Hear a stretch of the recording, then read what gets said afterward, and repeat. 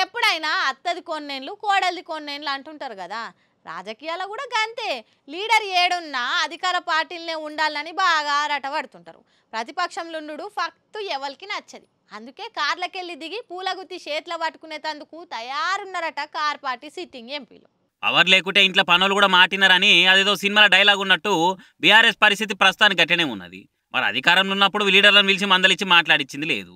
అధికారం పోయినాకనైనా ఏం చేద్దాం ఎట్లా చేద్దామని లీడర్లను మందలిస్తే మంచిగుండు. సీఎం కుర్చీలకెళ్ళి దినాక మొదలు కేసీఆర్ సార్ 1-2 సార్లు తప్ప పార్టీ లీడర్లను కలిసింది లేదు. వాళ్ళ గోసలు ఆరుస్తామని తీరుస్తామని చెప్తున్నది లేదు. ఏమున్నా కేటీఆర్ సారు హరీష్ సార్లే చూసుకుంటున్నారు. లేదు పెద్ద సార్ తోటి మాట్లాడాలంటే ఆయన బిజీగా ఉన్నారని చెప్తున్నారట. దాంతో లీడర్లు బాగా అవమానంగా ఫీల్ అవుతున్నారట. అరే పెద్ద మనిషిని కలిసి మాట ముచ్చట మాట్లాడానికే సందు పెట్టకుంటే ఏంది అన్నట్టు లోపల ఫీల్ అవుతున్నారట. అందుకే సిట్టింగ్ ఎంపీలు మెల్లమెల్ల ఒక్కొక్కరు జారుకుంటున్నారని టాకిన పడుతున్నది. మొన్నటికి మొన్న పెద్దపల్లి ఎంపీ వెంకటేష్ నేత కాంగ్రెస్ తీర్థం పుచ్చుకున్నాడు. ఇక నాగర్ కర్నూలు ఎంపీ రాములు కూడా రామరాజ్యం పార్టీలో చేరిండు. ఇక ఉమ్మడి మెదక్ జిల్లా నుంచి ఎంపీ ఉన్న ఓ లీడర్ కూడా పువ్వు దిక్కు సూపులు చూస్తున్నారట. ఆడ సీటు కన్ఫర్మ్ అని అంటే కారుకు హ్యాండ్ ఇచ్చుడు గ్యారంటీ అని అంటున్నారు. అందుకే పార్టీ కార్యాలు ఏమైనా కూడా కనిపిస్తలేడు అనే గుసగుసలు పెట్టుకుంటున్నారు. వీళ్ళిద్దరనే కాదు చాలా మంది బీఆర్ఎస్ లీడర్లు కుత ఉడికిపోతున్నారు. సందు దొరికితే తొందరగా కాంగ్రెస్ లను బీజేపీలో దూరిపోదామని చూస్తున్నారని అంటున్నారు. మరి చూడాలి ఏమవుతుందో.